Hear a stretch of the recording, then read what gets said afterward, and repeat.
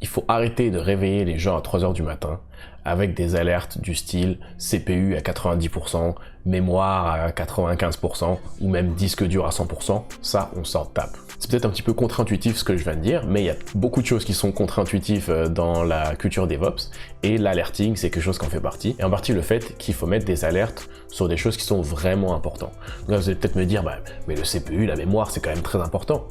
Oui, c'est important de pouvoir savoir, c'est important de pouvoir voir l'état de nos serveurs, de pouvoir voir s'ils ont besoin de ressources ou s'ils sont corrects. Mais quand il s'agit d'alertes, donc c'est-à-dire qu'on va potentiellement aller réveiller des gens, il faut mettre des alertes sur des choses vraiment importantes, et ce qui est vraiment important, c'est le service. Donc quand je dis un service, ça peut être un site web, une base de données, une application, n'importe quoi, mais quand le service est affecté, ça peut vouloir dire qu'il marche plus du tout, ou que les temps de réponse sont plus hauts que d'habitude, ou plus hauts que ce qu'on voudrait tolérer, là c'est important de vouloir réveiller quelqu'un, parce que quand ton site web il marche pas, et ton entreprise perd de l'argent, et c'est ton job de le réparer. Par contre, quand tu reçois une alerte CPU à 98% qui te réveille à 3 heures du matin, la première fois tu vas te réveiller, tu vas regarder, tu vas voir que tout fonctionne toujours.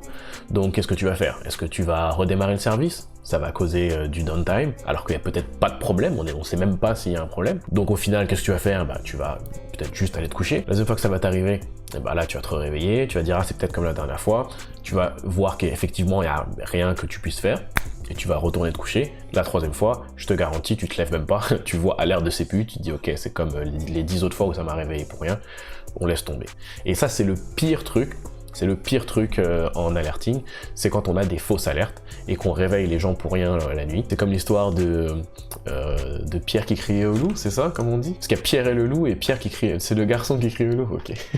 Si tu reçois des alertes des faux positifs, même si c'est 1 sur 5 c'est déjà énorme, c'est mort. Il faut éviter à tout prix les fausses alertes, parce que c'est comme ça que non seulement tout le monde est explosé, parce que si tu te fais réveiller un jour sur deux, en plus de ça pour rien, forcément la journée était encore moins efficace, et le pire c'est que tu te mets à ignorer des alertes, et le jour où tu as une vraie alerte, et personne va se réveiller, parce que la moitié du temps c'est des fausses alertes. En plus de ça, quand bien même il y aurait quelque chose à régler, c'est-à-dire par exemple mon CPU il est haut, parce qu'il y a un problème, mais mon service continue à fonctionner, si je me mets à vouloir résoudre ce problème quand je reçois l'alerte, à 3 heures du mat', est-ce que tu penses que tu vas faire un meilleur travail à 3 heures du mat' ou le lendemain matin à 9 heures ou 10 heures ou 11 heures pour les plus chanceux?